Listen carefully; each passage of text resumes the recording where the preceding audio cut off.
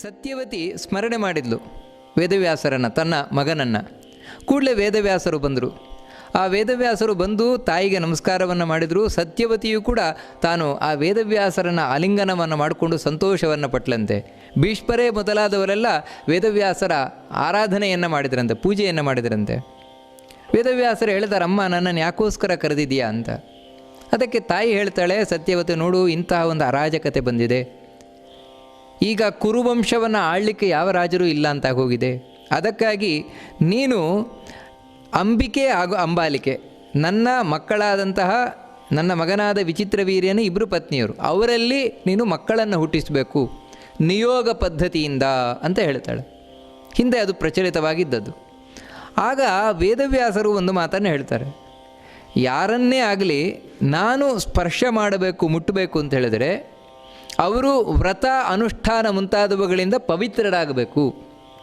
ಈಗ ನಿನ್ನ ಸೊಸೆಯಂದಿರಲ್ಲಿ ನಾನು ಮಕ್ಕಳನ್ನು ಹುಟ್ಟಿಸಬೇಕು ಅಂತ ಹೇಳಿದರೆ ಅವರು ಯಾರಿವಾಗ ಅಂಬಿಕೆ ಮೊದಲನೆಯವಳು, ಅವಳು 1 ವರ್ಷಗಳ ಕಾಲ ವೈಷ್ಣವ ವ್ರತ ಅಂದರೆ ವಿಷ್ಣುವಿಗೆ ಸಂಬಂಧಪಟ್ಟಂತಹ ವ್ರತಗಳನ್ನು ಮಾಡ್ತಾ, ವ್ರತ ಅಂದರೆ ತನ್ನ ಜೀವನದಲ್ಲಿ ನಿಯಮಗಳನ್ನು ಅಳವಡಿಸಿಕೊಳ್ಳುವುದು. ಉಪವಾಸವನ್ನು ಮಾಡ್ತೇನೆ, ಸತ್ಯವನ್ನು ಹೇಳ್ತೇನೆ, ಬ್ರಹ್ಮಚರ್ಯದಲ್ಲಿರ್ತೇನೆ, ಈ ರೀತಿ ನಿಯಮಗಳನ್ನು 1 ವರ್ಷಗಳ ಕಾಲ ಅಳವಡಿಸಿಕೊಂಡು ವಿಷ್ಣುವಿನ ಆರಾಧನೆಯನ್ನು ಮಾಡಬೇಕು.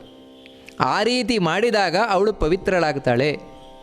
ವೇದವ್ಯಾಸರು ಇನ್ನೊಂದು ಮಾತನ್ನು ಹೇಳ್ತಾರೆ, ನಾನು ಯಾವತ್ತೂ ಕೂಡ ಯಾವ ಹೆಣ್ಣನ್ನು ಮುಟ್ಟುವುದಿಲ್ಲ, ನಾನು ಮುಟ್ಟುವುದು ನನ್ನ ಪತ್ನಿಯಾದ ರಮೆಯನ್ನು, ಲಕ್ಷ್ಮಿಯನ್ನು ಮಾತ್ರ.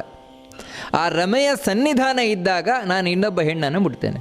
ಅದು ಆ ಹೆಣ್ಣಿನಲ್ಲಿಯೂ ರಮೆಯನ್ನೇ ಮುಟ್ಟುವುದು, ಲಕ್ಷ್ಮಿಯನ್ನೇ ಮುಟ್ಟುವುದು ನಾನು.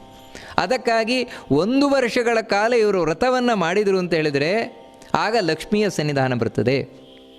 ಆಗ ನಾನು ಸೌಮ್ಯ ರೂಪದಿಂದ ಹೋಗಿ ಆಶೀರ್ವಾದವನ್ನು ಮಾಡಿ ಒಳ್ಳೆಯ ಮಗುವನ್ನು ಕೊಡ್ತೇನೆ ಅಂತ ಹೇಳ್ತಾರೆ. ಸತ್ಯವತಿ ಹೇಳ್ತಾಳೆ, ಅದಾಗುವುದಿಲ್ಲ ಅಂತ. 1 ವರ್ಷಗಳ ಕಾಲ ಅಂತ ಹೇಳಿದರೆ ಆ 1 ವರ್ಷಗಳ ಕಾಲ ಏನು ಮಾಡೋದು? ರಾಜ್ಯದಲ್ಲಿ ಅರಾಜಕತೆ ಬರ್ತದೆ, ರಾಜರೇ ಇಲ್ಲ ಅಂತ ಹೇಳಿದರೆ ರಾಜ್ಯ ನಡೆಯುವುದು ಹಾಗೆ, ಅದೆಲ್ಲ ಆಗುವುದಿಲ್ಲ ಅಂತ ಹೇಳ್ತಾಳೆ. ಕೂಡಲೇ ನೀನು ಮಕ್ಕಳನ್ನು ಹುಟ್ಟಿಸಬೇಕು, ನಮಗೆ ಪುರುಸೊತ್ತಿಲ್ಲ ಅಂತ. ಆಗ ವೇದವ್ಯಾಸರು ಹೇಳ್ತಾರೆ, ಅಮ್ಮ ನೀನು ಹೇಳಿದಾಗೆ ಈಗಲೇ ನಿನಗೆ ಮಕ್ಕಳು ಬೇಕು ಅಂತಿದ್ರೆ, ಅಂದರೆ ಅಂಬಿಕೆ ಅಂಬಾಲಿಕೆಯಿಂದ ನಾನು ಭಯಂಕರವಾದ ರೂಪವನ್ನು ತೋರಿಸ್ತೇನೆ ಅಂತ ಹೇಳ್ತಾರೆ. ಈಗಲೇ ಮಕ್ಕಳು ಬೇಕು ಅಂದರೆ ನಾನು ಭಯಂಕರವಾದ ರೂಪವನ್ನು ತೋರಿಸ್ತೇನೆ. ಆ ರೂಪವನ್ನು ಒಂದೊಮ್ಮೆ ನಿನ್ನ ಸೊಸೆಯಂದಿರು ನೋಡಿ ತಡೆದುಕೊಂಡ್ರು ಅಂತಾದರೆ, ಹೆದರುಕೊಳ್ಳಿಲ್ಲ ಅಂತಾದರೆ ಒಳ್ಳೆಯ ಮಕ್ಕಳನ್ನು ಪಡೀಲಿಕ್ಕೆ ಸಾಧ್ಯವಾಗತ್ತೆ ಅಂತ ಹೇಳಿದರು. ಆಯಿತು ಅಂತ ಹೇಳಿದ್ದು. ಸತ್ಯವತಿ ಒಪ್ಪಿದ್ಲು.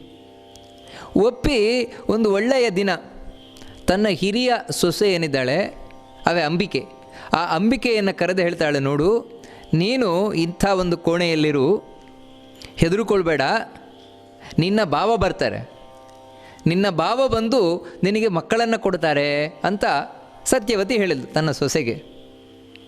ಅಂಬಿಕೆ ಏನು ತಿಳ್ಕೊಂಡ್ಲು ಅಂತ ಹೇಳಿದ್ರೆ, ಭಾವ ಬರ್ತಾರೆ ಅಂತ ಹೇಳಿದ್ರೆ ನನ್ನ ಭಾವ ಅಂದರೆ ಭೀಷ್ಮಾಚಾರ್ಯರು ಬರ್ತಾರೆ ಅಂತ ತಿಳ್ಕೊಳ್ಳೆ ಹೊರತು ವೇದವ್ಯಾಸರು ಅವಳ ತಲೆಯಲ್ಲಿಲ್ಲ. ವೇದವ್ಯಾಸರು ಕೂಡ ಸತ್ಯವತಿಯ ಮಗನೇ ಅಂತ. ಆದರೆ ಎಲ್ಲರೂ ಮಲಗಿ ಆದಮೇಲೆ ರಾತ್ರಿ ವೇಳೆಯಲ್ಲಿ ವೇದವ್ಯಾಸರು ಬಂದರು. ಅಂಬಿಕೆ ಆ ವೇದವ್ಯಾಸರನ್ನು ಕಂಡಳು. ವೇದವ್ಯಾಸರು ಯಾವ ರೀತಿ ಕಂಡಿದ್ದಾರೆ ಅನ್ನೋದನ್ನು ಮಹಾಭಾರತ ಉಲ್ಲೇಖ ಮಾಡ್ತದೆ. ಅಂದರೆ ಯಾವ ರೀತಿ ಅವಳ ದೃಷ್ಟಿಗೆ ಗೋಚರರಾಗಿದ್ದಾರೆ ಅಂದರೆ, ಕೆಂಪು ಕಣ್ಣಂತೆ, ಒಳ್ಳೆ ಬೆಂಕಿ ಹಾಗೆ ಉರಿತಾ ಇದೆಯಂತೆ ಕಣ್ಣು, ಅತ್ಯಂತ ಸಣಕಲವಾದ ದೇಹ ಅಂತೆ, ಕರ್ರಗೆ ಸಣಕಲವಾದ ದೇಹ ಅಂತೆ, ತಲೆ ಕೂದಲೆಲ್ಲ ಕಪ್ಪಾಗಿ ಕೆಂಚಾದ ಕೂದಲಂತೆ, ಗಡ್ಡ ಮುಂತಾದವುಗಳಿಂದ. ಅಷ್ಟು ಮಾತ್ರ ಅಲ್ಲ, ಮೈಯೆಲ್ಲ ಕೆಟ್ಟ ವಾಸನೆ ಬರ್ತಾ ಇದೆಯಂತೆ. ಆ ರೀತಿಯಿಂದ ತಾವು ಕಾಣಿಸಿಕೊಂಡ್ರಂತೆ ಅವಳು ಮುಂದೆ, ಅಂಬಿಕೆಯ ಮುಂದೆ. ಆ ಅಂಬಿಕೆಯಾದರೂ ತಾನು ಹೆದರಿ ಹೋದ್ಲು. ಹೆದರಿ ಆ ರೂಪವನ್ನು ನೋಡಲಿಕ್ಕಾಗದೆ ಕಣ್ಣು ಮುಚ್ಚಿದ್ಲಂತೆ. ಅವತ್ತು ರಾತ್ರಿ ಹಾಗೆ ಕಳೆದ್ಲು ವೇದವ್ಯಾಸರೊಟ್ಟಿಗೆ. ಮಾರನೇ ದಿನ ಬೆಳಗ್ಗೆ ಆಯಿತು. ಮಾರನೇ ದಿನ ಬೆಳಗ್ಗೆ ಸತ್ಯವತಿ ವೇದವ್ಯಾಸರ ಹತ್ರ ಕೇಳಿದ್ಲು, ಏನಾಯಿತು, ಮಗ ಹುಡ್ತಾನಲ್ವಾ ಅಂತ. ಹೌದು, ಮಗ ಹುಡ್ತಾನೆ ಅಂತ ಹೇಳ್ತಾನೆ. ಎಂಥ ಮಗ ಹುಡ್ತಾನೆ ಅವಳಿಗೆ ಅಂತ ಹೇಳಿದರೆ, ನಾಗಾಯುತ ಸಮಪ್ರಾಣೋ ವಿದ್ವಾನ್ ರಾಜರ್ಷಿ ಸಪ್ತಮಃ ಮಹಾಭಾಗೋ ಮಹಾವೀರ್ಯೋ ಮಹಾಬುದ್ಧಿರ್ಭವಿಷ್ಯತಿ. ಆ ಅಂಬಿಕೆಯಲ್ಲಿ ಹುಟ್ಟುವಂತಹ ಮಗ ಏನಿದ್ದಾನೆ 10,000 ಆನೆಯ ಬಲವನ್ನು ಹೊಂದಿರ್ತಾನೆ ಅಂತ ಹೇಳ್ತಾರೆ. 10,000 ಆನೆಯ ಬಲವನ್ನು ಹೊಂದಿರ್ತಾನೆ. ಅಷ್ಟು ಮಾತ್ರ ಅಲ್ಲ, ಸಕಲ ಶಾಸ್ತ್ರಗಳನ್ನು ತಿಳಿದವನಾಗಿರ್ತಾನೆ. ರಾಜರ್ಷಿ ಸತ್ತಮಃ, ಬರೀ ರಾಜ ಮಾತ್ರ ಅಲ್ಲ, ರಾಜ ಋಷಿ, ರಾಜ ಆಗಿ ಋಷಿಯಾಗಿರ್ತಾನೆ. ಋಷಿಯ ತುಲ್ಯವಾದ ಜೀವನವನ್ನು ನಡೆಸ್ತಾನೆ. ಅತ್ಯಂತ ಸಂಪತ್ತು ಭರಿತನಾಗಿರ್ತಾನೆ, ಮಹಾ ತಾಕತ್ತುಳ್ಳವನಾಗ್ತಾನೆ. ಆದರೆ ಅವನ ತಾಯಿಯ ದೋಷದಿಂದಾಗಿ ಹುಟ್ಟು ಕುರುಡನಾಗ್ತಾನೆ ಅಂತ ಹೇಳ್ತಾರೆ. ತಾಯಿಯ ದೋಷದಿಂದಾಗಿ ಅಂದರೆ ತಾಯಿ ನನ್ನನ್ನು ನೋಡಿ ಕಣ್ಣು ಮುಚ್ಚಿದ್ಲು, ಅದರಿಂದಾಗಿ ಕುರುಡನಾಗ್ತಾನೆ ಅಂತ ಹೇಳಿದ್ರು.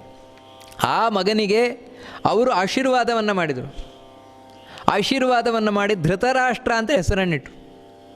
ಅಂಬಿಕೆ ಆ ಪಡೆದಂತಹ ಮಗನನ್ನು ನಿಜವಾಗಲೂ ಕೂಡ ಮಹಾಶಕ್ತಿಶಾಲಿ, ಸಾಮಾನ್ಯ ಮನುಷ್ಯ ಅಲ್ಲ. ಧೃತರಾಷ್ಟ್ರ ಎಂಬಂತಹ ಒಬ್ಬ ಗಂಧರ್ವನೇ ಧೃತರಾಷ್ಟ್ರನಾಗಿ ಬಂದಂತೆ. ಗಂಧರ್ವ ಬರೀ ಗಂಧರ್ವ ಅಲ್ಲ, ಗಂಧರ್ವ ಪತಿ ಅಂತ ಹೇಳ್ತಾರೆ, ಗಂಧರ್ವರ ಒಡೆಯ. ಅಷ್ಟು ಮಾತ್ರ ಅಲ್ಲ, ಅವನಲ್ಲಿ ವಿಶೇಷವಾಗಿ ವಾಯುದೇವರ ಆವೇಶ ಇತ್ತಂತೆ. ಆವೇಶ ಅಂತ ಹೇಳಿದ್ರೆ ಬೇಕಾದಾಗ ಅವಾಗವಾಗ ವಾಯುದೇವರು ಬಂದು ಸೇರಿಕೊಳ್ತಾ ಇದ್ರು ಅವನೊಳಗೆ. ಅದರಿಂದಾಗಿ ಇನ್ನಷ್ಟು ಬಲಿಷ್ಠನಾಗಿರ್ತಾ ಇದ್ದ. ಧೃತರಾಷ್ಟ್ರ ಕುರುಡ ಅಂತ ಒಂದು ಬಿಟ್ಟರೆ ಅವನಲ್ಲಿ ನ್ಯೂನತೆ, ಇನ್ನೇನೂ ನ್ಯೂನತೆ ಇರಲಿಲ್ಲ. ಅಷ್ಟು ಚೆನ್ನಾಗಿದ್ದಂತೆ ಆ ಧೃತರಾಷ್ಟ್ರ. ಆದರೂ ಕೂಡ ಇವಳಿಗೆ ಸಮಾಧಾನ ಆಗಲಿಲ್ಲ. ಕುರುಡ ಏನು ರಾಜ್ಯಭಾರ ಮಾಡ್ತಾನೆ? ಯಾಕಂದರೆ ಕುರುಡನಾದ ಅಂತ ಹೇಳಿದ್ರೆ ಯಾವಾಗಲೂ ಅಸ್ವತಂತ್ರವೇ, ಇನ್ನೊಬ್ಬರನ್ನು ಆಶ್ರಯಿಸಿಕೊಂಡೇ ಇರಬೇಕು. ಅಂಥ ಕುರುಡ ಸಾಮ್ರಾಜ್ಯ ಮಾಡೋದು ಅಂದರೆ ಪ್ರಜೆಗಳೂ ಒಪ್ಕೊಳ್ಳೋದಿಲ್ಲ. ಅದಕ್ಕೋಸ್ಕರ ಇನ್ನೊಂದು ಮಗುವನ್ನು ನೀನು ಹುಟ್ಟಿಸಬೇಕು ಅಂತ ಹೇಳ್ತಾರೆ. ಅಂಬಾಲಿಕೆಯಿಂದ ಇನ್ನೊಂದು ಮಗುವನ್ನು ಹುಟ್ಟಿಸಬೇಕು, ನನ್ನ ಇನ್ನೊಬ್ಬಳು ಸೊಸೆ ಇದ್ದಾಳಲ್ಲೋ ಅವಳಿಂದ ಅಂತ. ಅದಕ್ಕೆ ವೇದವ್ಯಾಸರು ಹೇಳ್ತಾರೆ, ಅವಳು ಕೂಡ ಹೀಗೆ 1 ವರ್ಷ ವ್ರತ ಮಾಡಬೇಕು, ಸತ್ಯವತಿ ಆಗೋಲ್ಲ, ಈಗ ಕೂಡಲೇ ಹುಟ್ಟಬೇಕು ಅಂತ. ಸರಿ, ಮೊದಲಿನ ಹಾಗೆಯೇ ನಾನು ಭಯಂಕರವಾಗಿ ಕಾಣಿಸಿಕೊಳ್ತೇನೆ, ಅದನ್ನು ನೋಡಿ ಸಹಿಸಿಕೊಂಡ್ಲು ಅಂತಾದರೆ ನಾನು ಖಂಡಿತವಾಗಿ ಒಳ್ಳೆ ಮಗುವನ್ನು ಕೊಡ್ತೇನೆ ಎಂದು ಆಯಿತು ಅಂತ ಅಂಬಾಲಿಕೆಗೆ ಮತ್ತೆ ಹೇಳಿದ್ಲು. ಅವಳನ್ನು ಕೋಣೆಗೆ ಕರ್ಕೊಂಡು ಬಂದು, ನೋಡು, ನೀನೇನು ಹೆದರುಕೊಳ್ಬಾರ್ದು, ನಿನಗೆ ಒಳ್ಳೆಯ ಮಗು ಹುಟ್ಟುತ್ತದೆ, ಈ ರೀತಿ ಎಲ್ಲ ಅವಳಿಗೆ ಹೇಳಿ ಸತ್ಯವತಿ ಹೋದು. ಯಥಾ ಪ್ರಕಾರ ಮಧ್ಯರಾತ್ರಿ ಸಮೀಪಿಸ್ತಾ ಇದ್ದಾಗೆ ವೇದವ್ಯಾಸರು ಬಂದರು. ಅಂಬಿಕೆಗೆ ಯಾವ ರೀತಿ ಕಂಡ್ರೋ ಅದೇ ರೀತಿ ಭಯಂಕರವಾದ ರೂಪದಿಂದ ಕಾಣಿಸಿಕೊಂಡ್ರು. ಇವಳು ಕಣ್ಣು ಮುಚ್ಚಿಕೊಳ್ಳಲಿಲ್ಲ. ಯಾಕಂತ ಹೇಳಿದ್ರೆ ಸತ್ಯವತಿ ಹೇಳಿದ್ಲು, ಯಾವುದೇ ಕಾರಣಕ್ಕೂ ಕಣ್ಣು ಮುಚ್ಚಬಾರದು ನೀನು. ಅದಕ್ಕೆ ಕಣ್ಣು ಮುಚ್ಚಲಿಲ್ಲ ಇವರು. ಆದರೆ ಹೆದರಿ ಬಿಳಿಚಿಕೊಂಡ್ಬಿಟ್ಲು, ಮೈಯೆಲ್ಲ ಬಿಳಿಚಿ ಹೋಯಿತು. ಆ ಬಿಳಿಚಿ ಹೋದದರಿಂದಾಗಿ ಆ ರಾತ್ರಿ ಹಾಗೆ ಕಳೆದ್ಲೆ, ಹೆದರ್ಕೊಳ್ಳದೆ ಕಳೆದ್ಲೆ ಇವಳು. ಅದರ ಪರಿಣಾಮವಾಗಿ ಮಾರನೇ ದಿನ ಸತ್ಯವತಿ ಕೇಳಿದಾಗ ವೇದವ್ಯಾಸರು ಹೇಳ್ತಾರೆ, ಇವಳಿಗೆ ಒಬ್ಬ ಮಗ ಹುಡ್ತಾನೆ. ಅವನು ಎಂಥವನು ಅಂತ ಹೇಳಿದರೆ ಅತ್ಯಂತ ಬಲಿಷ್ಠನಾದವನು, ಮಹಾಶಸ್ತ್ರಾಸ್ತ್ರಗಳಲ್ಲಿ ಪ್ರವೀಣನಾದವನು, ಶಸ್ತ್ರದಲ್ಲೂ ಶಾಸ್ತ್ರದಲ್ಲೂ ಎರಡರಲ್ಲೂ ಪ್ರವೀಣನಾದವನು, ಅತ್ಯಂತ ಬಲಿಶಾಲಿಯಾದವನು ಮಗ ಹುಡ್ತಾನೆ, ಎಲ್ಲದರಲ್ಲೂ ಪ್ರವೀಣ. ಆದರೆ ಇವಳು ನನ್ನನ್ನು ನೋಡಿ ಬಿಳಿಚಿಕೊಂಡದರಿಂದಾಗಿ ಇವನು ಪಾಂಡು ರೋಗವುಳ್ಳವನ, ಅಂದರೆ ಪಾಂಡು ಅಂದರೆ ಬಿಳಿಚಿಕೊಂಡಿರೋದು ಮೈ, ಅದೇ ರೀತಿ ಆಗ್ತಾನೆ, ಇವನ ಹೆಸರು ಪಾಂಡು ಅಂತಲೇ ಆಗ್ತದೆ ಅಂತ ಹೇಳ್ತಾನೆ. ಈ ಪಾಂಡು ರಾಜ ಯಾರು ಅಂತ ಹೇಳಿದ್ರೆ, ಇವನು ಮರುತ್ತುಗಳ ಪೈಕಿ 49 ಮರುತ್ತುಗಳಿದ್ದಾರೆ. ಆ ಮರುತ್ತುಗಳ ಪೈಕಿ ಪರಾವಹ ಎಂಬಂತಹ ಮರುತ್ತೆ, ಅಂದರೆ ಇವನೊಬ್ಬ ಸಾಮಾನ್ಯ ಮನುಷ್ಯ ಅಲ್ಲ, ಪರಾವಹ ಎಂಬಂತಹ ಮರುತ್ತೆ ತಾನು ಪಾಂಡುರಾಜನಾಗಿ ಬಂದ. ಅಷ್ಟು ಮಾತ್ರ ಅಲ್ಲವಂತೆ, ಇವನಲ್ಲೂ ಕೂಡ ವಿಶೇಷವಾಗಿ ವಾಯುದೇವರ ಆವೇಶ. ಅಂದರೆ ಯಾರಲ್ಲಿ ವಾಯುದೇವರ ಆವೇಶ ಇರ್ತದೆ, ಆವೇಶ ಅಂದರೆ ನಮ್ಮಲ್ಲಿ ಭೂತಾವೇಶ ಅಂತ ಕೇಳ್ತೇವಲ್ವ, ಭೂತಾವೇಶ ಅಂದರೆ ಯಾವಾಗಲೂ ಇರಲ್ಲ, ಯಾವಾಗಲೂ ಆ ವ್ಯಕ್ತಿಯ ಒಳಗೆ ಬಂದುಬಿಡ್ತದೆ ಆ ಭೂತ. ಆ ರೀತಿ ವಾಯುದೇವರು ಯಾವಾಗ ಇವರಲ್ಲಿ ಸೇರಿಕೊಳ್ತಾರೆ, ಧೃತರಾಷ್ಟ್ರನಲ್ಲಾಗಲಿ ಪಾಂಡುರಾಜನಾಗಲಿ ಬಲಿಷ್ಠರಾಗ್ತಾಯಿದ್ರು, ಇವರನ್ನು ಯಾರೂ ಸೋಲಿಸ್ಲಿಕ್ಕಾಗಲ್ಲ. ಆ ರೀತಿ ಪಾಂಡುರಾಜನು ಕೂಡ ಬಹಳ ಬಲಿಷ್ಠನಾಗಿದ್ದ, ಈ ಪಾಂಡುವು ಕೂಡ. ಹಾಗಿದ್ದರೂ ಕೂಡ ಸತ್ಯವತಿಗೆ ಅಷ್ಟು ಖುಷಿಯಾಗಲಿಲ್ವಂತೆ. ಯಾಕಂದರೆ ಇವನು ಎಷ್ಟಂದ್ರೂ ಬಿಳಿಚಿಕೊಂಡಿದ್ದಾನೆ ಮೈ, ಅದರಿಂದಾಗಿ ನೋಡಲಿಕ್ಕೆ ಅಷ್ಟು ಸಮರ್ಥನಲ್ಲ ಇವನು. ಅದಕ್ಕೋಸ್ಕರ ನೀನು ಇನ್ನೊಂದು ಮಗುವನ್ನು ಪಡಿಬೇಕು. ಭೀಷ್ಮಾಚಾರ್ಯರು ಅದಕ್ಕೆ ವೇದವ್ಯಾಸರು ಹೇಳ್ತಾರೆ, ಸರಿ, ನನ್ನನ್ನು ಶ್ರದ್ಧಾ ಭಕ್ತಿಯಿಂದ ಭಜಿಸಿದರೆ, ಭಯಪಡದೇ ಇದ್ದರೆ ಇನ್ನೊಂದು ಒಳ್ಳೆಯ ಮಗು ಸಿಗುತ್ತದೆ. ಯಾರಿಗೆ? ಅಂಬಿಕೆಗೆ ಅಂತ. ಅಂಬಿಕೆಯನ್ನು ಮತ್ತೆ ಸತ್ಯವತಿ ಕಳಿಸ್ಲಿಕ್ಕೆ ನೋಡು, ನೀನು ಹೋಗು ವೇದವ್ಯಾಸರ ಹತ್ರ, ಮತ್ತೆ ನಿನಗೆ ಇನ್ನೊಂದು ಒಳ್ಳೆಯ ಮಗುವನ್ನು ಕೊಡ್ತಾರೆ, ಇಂಥ ಕುರುಡನನ್ನಲ್ಲ ಅಂತ ಹೇಳ್ತಾನೆ. ಅಂಬಿಕೆ ತಾನು ಹೆದರಿ ದಾಸಿಯನ್ನು ಕಳಿಸ್ಕೊಟ್ಲು. ದಾಸಿ ಆದರೆ ತಾನು ಬಂದ್ಲಂತೆ ನೋಡಿ, ವೇದವ್ಯಾಸರ ಬಳಿ ಬಂದ್ಲಂತೆ ರಾತ್ರಿ ವೇಳೆಯಲ್ಲಿ. ವೇದವ್ಯಾಸರು ಹಿಂದಿನ ಹಾಗೆಯೇ ಇವಳಿಗೂ ಕೂಡ ಭಯಂಕರವಾದ ರೂಪ ತೋರಿಸಿದ್ರಂತೆ. ಇವಳು ಹೆದರಲಿಲ್ಲ ನೋಡಿ, ಈ ದಾಸಿ ಹೆದರಲಿಲ್ಲ. ಮತ್ತು ಆ ರಾತ್ರಿ ವೇದವ್ಯಾಸರಿಗೆ ಅತ್ಯಂತ ಶ್ರದ್ಧಾ ಭಕ್ತಿಯಿಂದ ಸೇವೆಯನ್ನು ಮಾಡಿದ್ಲಂತೆ. ಅವರಿಗೇನು ಬಯಸಿದ್ರು ಆ ಎಲ್ಲವನ್ನು ಕೊಟ್ಲಂತೆ. ವೇದವ್ಯಾಸರು ಬಯಸಿದ್ದನ್ನು ಬಹಳ ಭಕ್ತಿಯಿಂದ ಕೊಟ್ಲಂತೆ. ಅಂದರೆ ನೋಡಿ, ಅವಳಿಗೆ ಗೊತ್ತಿತ್ತು ಇವರು ದೇವರು ಅಂತ, ದೇವರಿಗೆ ಹೆದರಬಾರ್ದು ಅಂತ. ಯಾವ ರೀತಿ ದೇವರು ಬಂದರೂ ಕೂಡ ದೇವರೇ. ದೇವರು ಭಯಂಕರ ಬಂದ ಕೂಡಲೇ ಏನೋ ಭೂತ ಬಂತು ಅಂದರೆ ಹೆದರೋದಲ್ಲ. ಆದರೆ ಅಷ್ಟು ಭಕ್ತಿ ಅಂಬಾಲಿಕೆಯಲ್ಲಿ ಇರಲಿಲ್ಲ. ಅದಕ್ಕಾಗಿ ಅವ್ರು ಹೆದರ್ಕೊಂಡ್ರು. ಇವಳು ಹೆದರ್ಕೊಳ್ಳಿಲ್ಲ. ಆ ರಾತ್ರಿ ಇಡೀ ಅವಳೊಟ್ಟಿಗೆ ಕಳೆದ್ರಂತೆ ವೇದವ್ಯಾಸರು. ಸಂತೋಷ ಆಯ್ತಂತೆ ಅವರಿಗೆ. ಆಶೀರ್ವಾದವನ್ನು ಮಾಡಿದ್ರಂತೆ. ಅವಳಿಗೆ, ಆ ದಾಸಿಗೆ ಆಶೀರ್ವಾದವನ್ನು ಮಾಡಿದ್ರಂತೆ. ಅಂದರೆ ನೋಡಿ, ರಾಣಿಗೆ ಇಲ್ಲದ ಭಾಗ್ಯ ದಾಸಿಗೆ ಸಿಕ್ತು. ಯಾಕಂದರೆ ಭಕ್ತಿ ಇದ್ದದ್ರಿಂದ.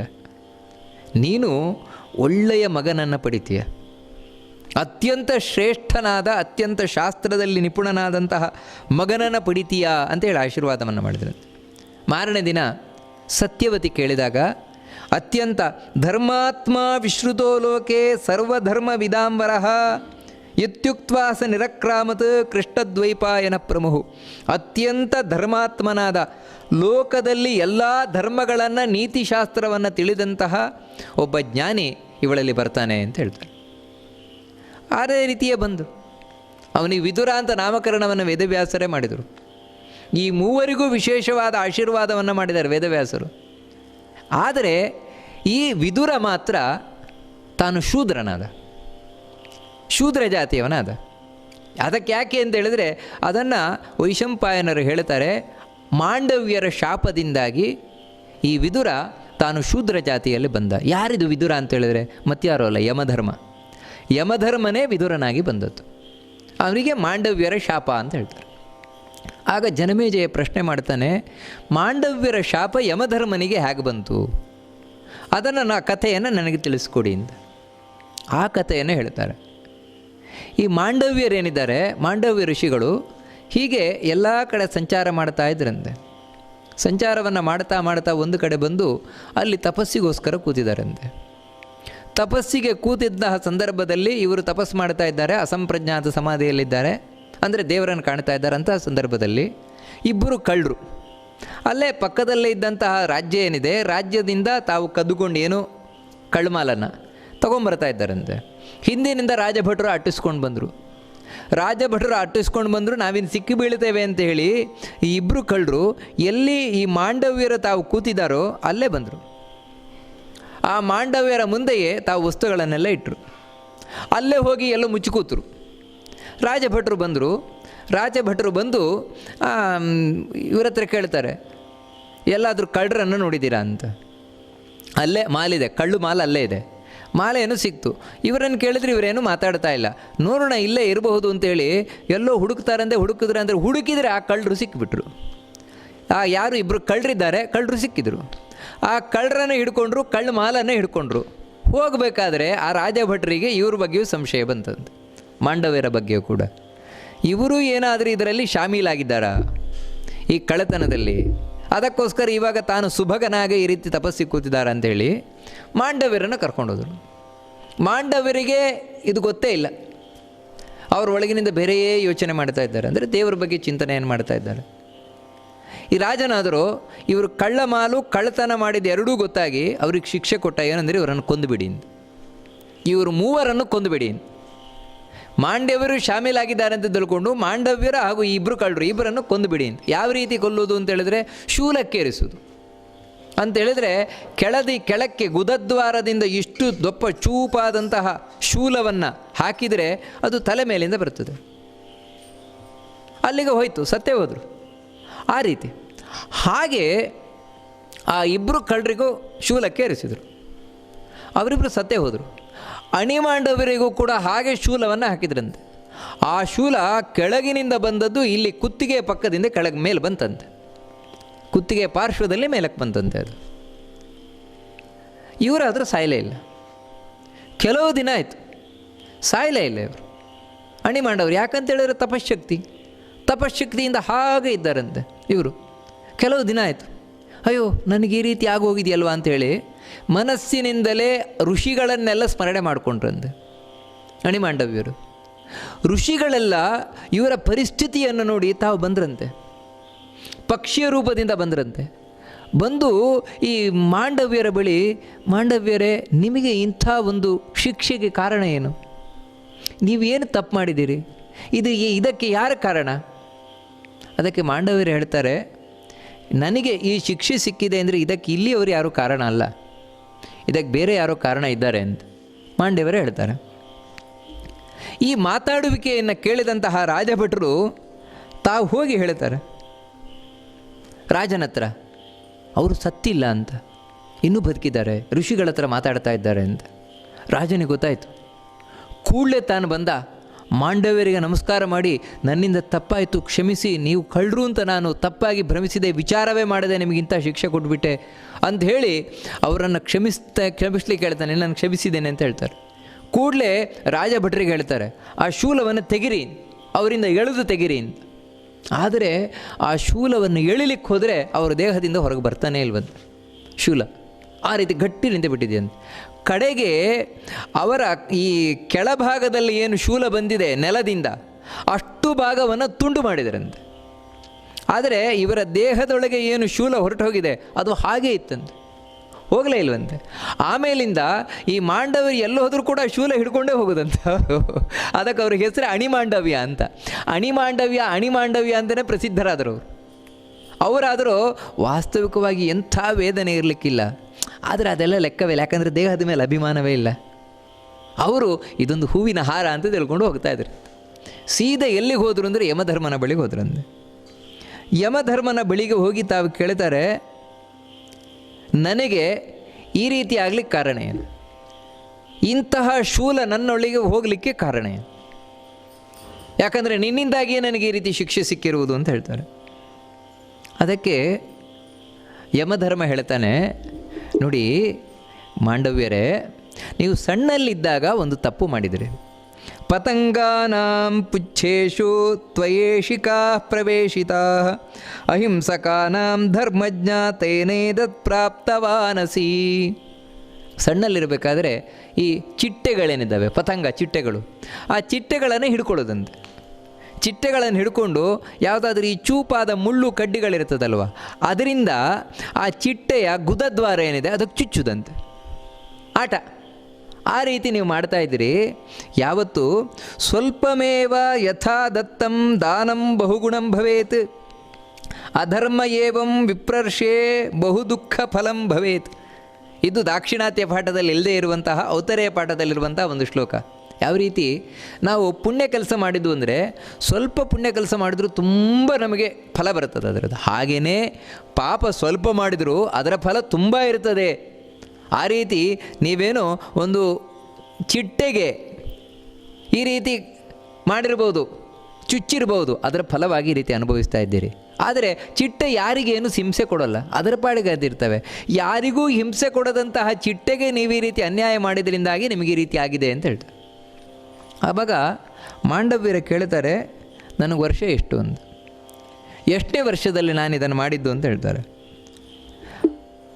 ಯಾಕೆಂದರೆ ಒಬ್ಬ ಹುಡುಗ ಬಾಲೋ ಹಿ 12 ವರ್ಷ ಜನ್ಮನೋ ಯತ್ಕರಿಷ್ಯತಿ ನ ಭವಿಷ್ಯತ್ಯ ಧರ್ಮೋಸ್ಯ ನ ಪ್ರಜ್ಞಾಸ್ಯಸಿ ವೈಶಸಂ. ಅದಕ್ಕೆ ಧರ್ಮರಾಜ ಹೇಳ್ತಾನೆ, ನೀವು ಒಂದು 5 ವರ್ಷದಲ್ಲಿ ಮಾಡಿದ್ದು, 5-6 ವರ್ಷದಲ್ಲಿ. ಅದಕ್ಕೆ ಹೇಳ್ತಾರೆ, ಒಬ್ಬ ವ್ಯಕ್ತಿ 12 ವರ್ಷದ ತನಕ ಏನು ಮಾಡ್ತಾನೆ ಅದು ಅಧರ್ಮ ಆಗೋಲ್ಲ ಅಂತ ಹೇಳ್ತಾನೆ. ಯಾಕಂತ ಹೇಳಿದ್ರೆ ಯಾವಾಗ ಏನೂ ಗೊತ್ತಾಗೋಲ್ಲ, ಯಾವುದು ಒಳ್ಳೆಯದು ಯಾವುದು ಕೆಟ್ಟದ್ದು ಒಂದೂ ಗೊತ್ತಾಗೋಲ್ಲ 12 ವರ್ಷದ ತನಕ. ಗರೀಯಾನ್ ಬ್ರಾಹ್ಮಣ ಬಧ ಸರ್ವಭೂತವಧಾದಪಿ ಅಲ್ಪಾಪರಾಧೇ ವಿಪುಲೋ ಮಮ ದಂಡಸ್ತ್ವಯಾ ಧೃತಃ ಶೂದ್ರಯೋ ನಾವತೋ ಧರ್ಮ ಮಾನುಷ ಸಂಭವಿಷ್ಯಸಿ. ನಾನು ಮಾಡಿದ್ದು ಸಣ್ಣ ಅಪರಾಧ, ಅದು ಆ ಸಣ್ಣ ವಯಸ್ಸಿನಲ್ಲಿ. ಯಾವುದು ಪಾಪ ಯಾವುದು ಪುಣ್ಯ ಅಂತ ಗೊತ್ತಿಲ್ಲದೆ ಇರುವಂತಹ ವಯಸ್ಸಿನಲ್ಲಿ ನಾನು ಮಾಡಿದಂತಹ ಒಂದು ಸಣ್ಣ ತಪ್ಪಿಗೆ ಇಷ್ಟು ಘೋರವಾದ ಶಿಕ್ಷೆ. ಅದರಿಂದಾಗಿ ಯಮಧರ್ಮ, ನೀನು ತಪ್ಪು ಮಾಡಿದ್ಯಾ, ಒಬ್ಬ ಬ್ರಾಹ್ಮಣನನ್ನು ವಧೆ ಮಾಡಿದ ಪಾಪ ನಿನಗೆ ಬರ್ತದೆ, ಅದಕ್ಕಾಗಿ ನಾನು ಶಾಪ ಕೊಡ್ತಾ ಇದ್ದೇನೆ, ನೀನು ಶೂದ್ರನಾಗಿ ಭೂಮಿಯಲ್ಲಿ ಹುಟ್ಟಿ ಬಾ ಅಂತ ಮಾಂಡವ್ಯರು ಶಾಪ ಕೊಟ್ಟರಂತೆ. ವಾಸ್ತವಿಕವಾಗಿ ಈ ಮಾಂಡವ್ಯರ ಶಾಪ ಯಮಧರ್ಮನಿಗೇನು ತಟ್ಟುವುದಿಲ್ಲ. ಯಾಕೆ ಅಂತ ಹೇಳಿದರೆ, ಯಾವತ್ತು ದೊಡ್ಡವರು ಸಣ್ಣವರಿಗೆ ಶಾಪ ಕೊಟ್ಟರೆ ತಡ್ತದೆ ಹೊರತು ಸಣ್ಣವರು ದೊಡ್ಡವರಿಗೆ ಶಾಪ ಕೊಟ್ಟರೆ ತಟ್ಟಲ್ಲ ಅದು. ಸಣ್ಣವರು ಅಂದರೆ ಇಲ್ಲಿ ಹೇಳ್ತಾ ಇರೋದು ವಯಸ್ಸಿನಲ್ಲ, ತಪಸ್ಸಿನಲ್ಲಿ. ಯಾರೂ ಕಡಿಮೆ ತಪಸ್ಸಿನವರಿದ್ದಾರೆ, ಅವರು ಹೆಚ್ಚು ತಪಸ್ಸಿರುವಂಥವರಿಗೆ ಶಾಪ ಕೊಟ್ಟರೆ ಏನಾಗಲ್ಲ. ಅದರಿಂದಾಗಿ ಯಮಧರ್ಮನ ಒಂದು ತಾಕತ್ತಿದೆ, ಅದರ ಮುಂದೆ ಅಣಿಮಾಂಡವಿರೋದು ಏನೂ ಅಲ್ಲ. ಹಾಗಿದ್ದರೂ ಕೂಡ ಯಮಧರ್ಮ ಆಯಿತು, ನಾನು ಮನುಷ್ಯರಾಗಿ ಶೂದ್ರನಾಗಿ ಬರ್ತೇನೆ ಅಂಥೇಳಿ ಒಪ್ಕೊಂಡ್ರಂತೆ. ಯಾಕೆ ಒಪ್ಪಿಕೊಂಡ್ರು ಅಂದರೆ ಅದರಿಂದ ಒಂದು ಕಾರಣ ಇತ್ತು ಅಂತ ಹೇಳ್ತಾರೆ. ನಿಜವಾಗಿಯೂ ಕೂಡ ಯಮಧರ್ಮ ಏನು ಕಾರಣ ಹೇಳಿದ ಅದು ಕಾರಣವೇ ಅಲ್ಲ. ಯಮಧರ್ಮ ಹೇಳಿದ ಕಾರಣವೇ ಅಲ್ಲ. ಏನು ಅಂತ ಹೇಳಿದರೆ, ನೀವು ಒಂದು ಚಿಟ್ಟೆಯ ಗುದದ್ವಾರಕ್ಕೆ ಮುಳ್ಳಿನಿಂದ ಚುಚ್ಚುತ್ತಾ ಇದ್ರಿ ಅನ್ನಂತ ಹೇಳೋದು ಕಾರಣ ಅಲ್ಲ. ನಿಜವಾದ ಕಾರಣ ಏನು ಅಂತ ಹೇಳಿದರೆ, ಈ ಅಣಿಮಾಂಡವ್ಯರು ಒಂದು ತಪ್ಪು ಮಾಡಿದರು. ಯಾವತ್ತೂ ನಮಗಿಂತ ಹೆಚ್ಚಿನವರೇನಿದ್ದಾರೆ, ನಮಗಿಂತ ಹೆಚ್ಚಿನ ಅಂದರೆ ತಪಸ್ಸಿನಲ್ಲಿ ಅಧಿಕರಾದವರೇನಿದ್ದಾರೆ, ಸ್ಥಾನದಲ್ಲಿ ಅಧಿಕರಾದವರು, ಅವರೊಟ್ಟಿಗೆ ಯಾವತ್ತೂ ನಾವು ಸ್ಪರ್ಧೆಗೆ ಇಳಿಬಾರದು. ಸ್ಪರ್ಧೆಗಿಳಿದರೆ ಪತತ್ಯೇವನ ಸಂಶಯ ಅಂತ. ಅಯೋಗ್ಯಮಿಚ್ಛನ್ ಪುರುಷಃ ಪತತ್ಯೇವನ ಸಂಶಯ ಅಂತ. ತನಗೆ ಅಯೋಗ್ಯವಾದದ್ದನ್ನು ಬಯಸಿದರೆ ಮನುಷ್ಯ ಕೆಳಗೆ ಬೀಳ್ತಾನೆ ಅಂತ. ಈ ಅಣಿಮಾಂಡವ್ಯರು ತಾವು ವಸಿಷ್ಠರ ಸಮಕ್ಕೆ ಆಗಬೇಕು ಅಂತ ಯೋಚಿಸ್ತಾ ಇದ್ರು. ಇದನ್ನು ಕಂಡಂತಹ ಯಮಧರ್ಮ ಇವರು ಅದಕ್ಕೋಸ್ಕರ ಹೆಚ್ಚು ತಪಸ್ಸು ಮಾಡ್ತಾ ಇದ್ದಾರೆ, ತಮ್ಮ ಯೋಗ್ಯತೆಯನ್ನು ಮೀರಿ ತಪಸ್ಸು ಮಾಡ್ತಾ ಇದ್ದಾರೆ. ಯಾವತ್ತೂ ಒಂದು ಪಾತ್ರೆಯಲ್ಲಿ ಎಷ್ಟು ನೀರು ಹಿಡಿಬೇಕೋ ಅಷ್ಟೇ ನೀರು ಹಿಡಿದ್ರೆ ಒಳ್ಳೆಯದು. ಅದಕ್ಕಿಂತ ಹೆಚ್ಚಾದರೆ ಅದು ವೇಸ್ಟ್ ಅಲ್ವಾ? ಅದೇ ರೀತಿ ಇವರು ಹೆಚ್ಚಾದ ತಪಸ್ಸು ವೇಸ್ಟ್ ಆಗ್ತಾ ಇದೆ. ಅದು ಹಾಗಾಗಬಾರ್ದು. ಅದಕ್ಕೋಸ್ಕರ ಇವರಿಗೆ ಆ ತಪಶ್ಶಕ್ತಿ ಕಮ್ಮಿ ಆಗಬೇಕು. ಯಾವತ್ತು ಶಾಪ ಕೊಟ್ಟರೆ ತಪಸ್ಸು ಕಮ್ಮಿ ಆಗ್ತದೆ, ತಪಸ್ಸಿನ ಶಕ್ತಿ. ಅದಕ್ಕೋಸ್ಕರ ಯಮಧರ್ಮ ಬೇಕು ಅಂತ ಶಾಪ ಸ್ವೀಕಾರ ಮಾಡಿದ. ಅದರಿಂದ ಏನಂದರೆ ಅವರ ತಪಶ್ಶಕ್ತಿ ಕಮ್ಮಿ ಆಯಿತು ಅಣಿಮಾಂಡವ್ಯರದ್ದು. ಅವ್ರೇನು ವಸಿಷ್ಠರೊಟ್ಟಿಗೆ ನಾನು ಸಮ ಆಗಬೇಕು ಅಂತ ಬಯಸ್ತಾ ಇದ್ರು, ಅದು ಬಿದ್ದೋಯ್ತು. ಅದಕ್ಕಾಗಿ ಸ್ವೀಕಾರ. ಇದೆಲ್ಲ ಒಳಗಿನ ಗುಟ್ಟು. ಮಾಂಡವ್ಯರು ಈ ರೀತಿ ಶಾಪ ಕೊಟ್ಟದ್ದು ಮಾತ್ರ ಅಲ್ಲ, ಹೇಳ್ತಾರೆ ಇನ್ನು ಮುಂದೆ ನಾನು ಲೋಕದಲ್ಲಿ ಒಂದು ನಿಯಮವನ್ನು ಮಾಡ್ತಾ ಇದ್ದೇನೆ. ಏನು ಅಂತ ಹೇಳಿದರೆ, ಆ ಚತುರ್ದಶಮಾದ್ ವರ್ಷಾನ್ ನ ಭವಿಷ್ಯತಿ ಪಾತಕಂ ಪರೇಣ ಕುರ್ವತಾಮೇವ ದೋಷ ಏವ ಭವಿಷ್ಯತಿ. ಒಬ್ಬ ವ್ಯಕ್ತಿ 14 ವರ್ಷದವರೆಗೆ ಅಂದರೆ 13 ತುಂಬಿ 14 ಹಿಡಿಬೇಕು, ಅಲ್ಲಿಯವರೆಗೆ ಏನು ಮಾಡ್ತಾನೆ ಅದ್ಯಾವುದು ಪಾಪ ಅಂತ ಪರಿಗಣನೆ ಮಾಡಲ್ಪಡುವುದಿಲ್ಲ. ಯಾಕಂತ ಹೇಳಿದ್ರೆ ಅವಾಗ ಇನ್ನೂ ಬಾಲ್ಯ ಗೊತ್ತಿರೋಲ್ಲ ಅಂತ. ಯಾವಾಗ 14 ಹಿಡಿತು, 14 ಹಿಡಿದು ಕೂಡಲೇ ಅವನ ಪಾಪ ಪುಣ್ಯದ ಲೆಕ್ಕಾಚಾರ ಶುರುವಾಗುತ್ತೆ. ಅದರೇನು ಸ್ವಾರಸ್ಯ ಅಂದರೆ, ಬೇರೆ ಪುರಾಣ ಹೇಳುತ್ತದೆ, ಹೌದು 14 ವರ್ಷ ಹಿಡಿಯುವವರೆಗೆ ಅವನಿಗೆ ಪಾಪ ಪುಣ್ಯದ ಲೆಕ್ಕಾಚಾರ ಇಲ್ಲ. 14ನೇ ವರ್ಷ ಹಿಡಿತಲ್ವ, ಮೊದಲನೇ ದಿನವೇ ಇನ್ನು 10 ಜನ್ಮಕ್ಕೆ ಬೇಕಾದಷ್ಟು ಪಾಪ ಮಾಡ್ತಾನಂತೆ. 10 ಜನ್ಮಕ್ಕೆ ಬೇಕಾದಷ್ಟು ದಿನ ಪ್ರತಿದಿನ ನಾವು ಮಾಡುವ ಪಾಪ 10 ಜನ್ಮಕ್ಕೆ ಬೇಕಾದಷ್ಟು ಆಗುತ್ತಂತೆ. ಅರ್ಥ ಆಗೋಲ್ಲ, ನಾವು ಏನು ತಪ್ಪು ಮಾಡ್ತೇವೆ ಅಂತ ಕಾಣುತ್ತೆ ನಮಗೆ. ಆದರೆ ಶಾಸ್ತ್ರ ಹೇಳ್ತದೆ 10 ಜನ್ಮಕ್ಕೆ ಬೇಕಾದಷ್ಟು ಪಾಪ ಮಾಡ್ತಾನೆ ಮನುಷ್ಯ ಅಂತ. 14 ವರ್ಷದವರೆಗೆ ಲೆಕ್ಕಾಚಾರ ಇಲ್ಲ. ಅದು ಬಿಟ್ಟು ಇನ್ನು ವೃದ್ಧಾಪ್ಯದಲ್ಲಿ ಬುದ್ಧಿ ಸರಿ ಇಲ್ಲದಿದ್ದ ಮೇಲೆ, ಹಾಸಿಗೆ ಹಿಡಿದ ಮೇಲೆ ಅವಾಗಲೂ ಲೆಕ್ಕಾಚಾರ ಇಲ್ಲ. ಅದರ ಮಧ್ಯದಲ್ಲೇ ನಾವು ಮಾಡುವ ಪಾಪ ಅಷ್ಟಿರ್ತದೆ. ಹೀಗೆ ಶಾಪದಿಂದಾಗಿ ಧರ್ಮರಾಜನೇ ತಾನು ಶೂದ್ರತ್ವವನ್ನು ಹೊಂದಿದ, ಅಂದರೆ ವಿದುರನಾಗಿ ಬಂದ ಅಂತ ಹೇಳ್ತಾರೆ. ಇಲ್ಲಿ ನಾವು ಗಮನಿಸಬೇಕಾದದ್ದು ಏನು ಅಂತೇಳಿದರೆ, ಈ ಜಾತಿಯ ಪದ್ಧತಿ ಹಿಂದೆ ಒಂದು ಯಾವ ರೀತಿ ಇತ್ತು ಅಂತ ಬಹಳ ವಿಚಿತ್ರ. ನಿನ್ನೆ ನಾವೊಂದು ಕಥೆಯನ್ನು ನೋಡಿದ್ವು, ದೀರ್ಘತಮಸರ ಕಥೆ. ಆ ದೀರ್ಘತಮಸರ ಕಥೆಯಲ್ಲೂ ಕೂಡ ಇದೇ ರೀತಿ. ಬಲಿ ಅಂತ ಒಬ್ಬ ರಾಜ ದೀರ್ಘತಮಸ್ಸರಿಗೆ ಆಶ್ರಯವನ್ನು ಕೊಟ್ಟ. ಅವನಿಗೆ ಮಕ್ಕಳಿರಲಿಲ್ಲ. ಅದಕ್ಕೋಸ್ಕರ ನನಗೆ ಮಕ್ಕಳಾಗಬೇಕು ಅಂತ ಸುದೇಷ್ಣೆಯನ್ನು ಕಳಿಸ್ಕೊಟ್ಟ ತನ್ನ ಪತ್ನಿಯನ್ನು. ಇಲ್ಲಿ ವೇದವ್ಯಾಸರು ಯಾವ ರೀತಿ ಅಂಬಾಲಿಕೆಗೆ ಮಕ್ಕಳನ್ನು ಹುಟ್ಟಿಸಿದ್ಲೋ ಅದೇ ರೀತಿ ಸುದೇಷ್ಣೆಯನ್ನು ಕಳಿಸಿಕೊಟ್ಟಾಗ ಸುದೇಷ್ಣೆ ತಾನು ಬರಲಿಲ್ಲ, ಒಬ್ಬಳು ದಾಸಿಯನ್ನು ಕಳಿಸ್ಕೊಟ್ಲು. ಆ ದಾಸಿಗೆ ಆ ದೀರ್ಘತಮಸ್ಸರೇನಿದ್ದಾರೆ ಅನುಗ್ರಹವನ್ನು ಮಾಡಿದ್ರು. ಇಲ್ಲಿ ವೇದವ್ಯಾಸರು ದಾಸಿಗೆ ಮಾಡಿದಾಗೇನೆ ಇದೇ ಸೇಮ್ ಕಥೆ. ಅಲ್ಲಿ 12 ಮಂದಿ ಹುಟ್ಟಿ ಬಂದರು, ಕಕ್ಷಿವಾನ್ ಮುಂತಾದವರು. ಇವರು ದೊಡ್ಡ ಋಷಿಗಳಾದರು, ಈ ಕಕ್ಷಿವಂತನೇ ಮೊದಲಾದವರೆಲ್ಲ. ಇವರು ವೇದಾಧ್ಯಯನ ಮಾಡಿದರು. ನೋಡಿ ಸ್ವಾರಸ್ಯ ಏನಂತ ಹೇಳಿದರೆ, ಇಲ್ಲಿ ವೇದವ್ಯಾಸರು ಬ್ರಾಹ್ಮಣರು, ಅಲ್ಲಿ ದೀರ್ಘತಮಸರು ಬ್ರಾಹ್ಮಣರು. ಆದರೆ ಇಬ್ಬರು ದಾಸಿಯರೇ, ಅಲ್ಲಿಯೂ ದಾಸಿ ಇಲ್ಲಿಯೂ ದಾಸಿ. ಆದರೆ ದೀರ್ಘತಮಸರ ಕಥೆಯಲ್ಲಿ ದಾಸಿಯಿಂದ ಹುಟ್ಟಿದ ಮಕ್ಕಳೇನಿದ್ದಾರೆ ಬ್ರಾಹ್ಮಣರಾದರು.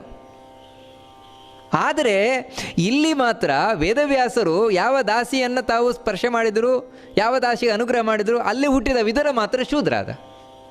ಇದೇನು ಕಾರಣ? ಇಲ್ಲಿ ಬ್ರಾಹ್ಮಣರಾದರು, ಅಲ್ಲಿ ಶೂದ್ರರಾದರು. ಹಾಗಿದ್ರೆ ಜಾತಿಯ ಲೆಕ್ಕಾಚಾರ ಹೇಗೆ ಅಂತ ಅದಕ್ಕೆ ಶಾಸ್ತ್ರ ಏನು ಹೇಳ್ತದೆ ಅಂದರೆ ಮಾತೃ ಜಾತಿ ಪಿತೃಗುಣ, ತಾಯಿಯ ಜಾತಿಯಂತೆ ತಂದೆಯ ಗುಣ ಅಂತೆ. ಅಲ್ಲ, ತಾಯಿ ಜಾತಿ ಅಂತ ಹೇಳಿದ್ರೆ ದಾಸಿ ಅಂತ ಹೇಳಿದ್ರೆ ಶೂದ್ರಲ್ಲಲ್ವ, ಎರಡು ಕಡೆಯಲ್ಲೂ ಕೂಡ ಶೂದ್ರರಾಗಬೇಕಲ್ವ ಅಂತ. ಇದು ಸಾಮಾನ್ಯವಾದ ನಿಯಮ ಹೇಳುವಂಥದ್ದು ಮಾತೃ ಜಾತಿ ಅಂತ. ಆದರೆ ನಿಜವಾಗಿಯೂ ಕೂಡ ಜಾತಿಯ ಲೆಕ್ಕಾಚಾರ ಆಗಲ್ಪಡುವಂಥದ್ದು ಯಾರದ್ದು ಫಲವತ್ತಾಗಿದೆ ಅಂತ. ಹೆಣ್ಣಿನ ಅಂಡಾಣು ಬಲವತ್ತಾಗ ಅಂದರೆ ರಕ್ತ ಅಂತ ಕರೀತಾರೆ, ಅದು ಬಲಿಷ್ಠವಾಗಿದೆಯೋ ಅಥವಾ ಗಂಡಿನ ವೀರ್ಯ ಬಲಿಷ್ಠವಾಗಿದೆಯೋ ಅದರ ಮೇಲೆ ಲೆಕ್ಕಾಚಾರ ಮಾಡಲ್ಪಡುತ್ತದೆ. ನೋಡಿ, ದೀರ್ಘತಮಸರೇ ವೇದವ್ಯಾಸರು ಇವರೆಲ್ಲೇನಿದ್ದಾರೆ, ಇವರ ವೀರ್ಯ ಅಂತೇಳಿದರೆ ಮಹಾಬಲಿಷ್ಠವ. ಯಾಕಂದರೆ ಅದು ವ್ಯರ್ಥವೇ ಆಗೋಲ್ಲ, ಅದು ಅತ್ಯಂತ ಬಲಿಷ್ಠವಾಗಿರುವಂಥದ್ದು. ಅದರಿಂದಾಗಿ ಅವರು ಎಲ್ಲೇ ಹಾಕಿದರೂ ಕೂಡ ಬ್ರಾಹ್ಮಣನೇ ಬರೋದು. ಅದರಲ್ಲಿ ಎರಡು ಮಾತೇ ಇಲ್ಲ, ಯಾಕಂದರೆ ಆ ಪವರ್ ಇದೆ ಆ ಶಕ್ತಿಗೆ, ಆ ವೀರ್ಯಕ್ಕೆ. ಅದರಿಂದಾಗಿ ದೀರ್ಘತಮಸರು ಒಬ್ಬಳು ಶೂದ್ರ ಸ್ತ್ರೀಯರಲ್ಲಿ ತಾವು ವೀರ್ಯವನ್ನು ಹಾಕಿದರೂ ಕೂಡ ಹುಟ್ಟಿ ಬಂದವರು ಬ್ರಾಹ್ಮಣರೇ, ಯಾಕಂದರೆ ಆ ವೀರ್ಯದಲ್ಲಷ್ಟು ತಾಕತ್ತಿದೆ. ವೇದವ್ಯಾಸರು ಏನು ದಾಸಿಯಲ್ಲಿ ತಾವು ಮಕ್ಕಳನ್ನು ವಿದುರನ್ನು ಪಡೆದು ನಿಜವಾಗಲ್ಲ, ಅವನು ಕೂಡ ಬ್ರಾಹ್ಮಣನೇ ಆಗಬೇಕಿತ್ತು ಲೆಕ್ಕಾಚಾರದಲ್ಲಿ. ಆದರೆ ಇದೊಂದು ಶಾಪ ಇರುವುದರಿಂದಾಗಿ, ಅದಕ್ಕೆ ಹೇಳ್ತಾರೆ ಶಾಪ ಇರುವುದರಿಂದಾಗಿ ಯಮಧರ್ಮ ತಾನೇ ಶೂದ್ರತ್ವವನ್ನು ಪಡೆದ. ಆಯಿತು, ನಾನು ಶೂದ್ರನಾಗಿ ಇರ್ತೇನೆ ಅಂತೆ ಪಡೆದರು. ಅದರಿಂದಾಗಿ ಶೂದ್ರನೇ ಆದ, ಜಾತಿಯಲ್ಲಿ ಶೂದ್ರನಾದ. ಆದರೆ ಗುಣದಲ್ಲಿ ಮಾತ್ರ ಅಷ್ಟು ಒಳ್ಳೆಯವನಂತೆ, ಬುದ್ಧಿವಂತಿಕೆಯಲ್ಲಿ ಅಷ್ಟು ಒಳ್ಳೆಯವನಂತೆ, ವಿದ್ಯೆಯಲ್ಲಿ ಅಷ್ಟು ಆಸಕ್ತಿಯಂತೆ. ಹೀಗೆ ವಿದುರ ಹಾಗೂ ಪಾಂಡು, ಧೃತರಾಷ್ಟ್ರ ಈ ಮೂವರು ಮಕ್ಕಳನ್ನು ವೇದವ್ಯಾಸರು ಕೊಟ್ಟರು. ಇನ್ನೊಂದು ನನಗೆ ಬೇಕು ಮಗು ಅಂತ ಹೇಳಿದಾಗ ಇಲ್ಲ, ಸಾಧ್ಯ ಇಲ್ಲ ಅಂಥೇಳಿ ವೇದವ್ಯಾಸರು ಹೊರಟೋದು.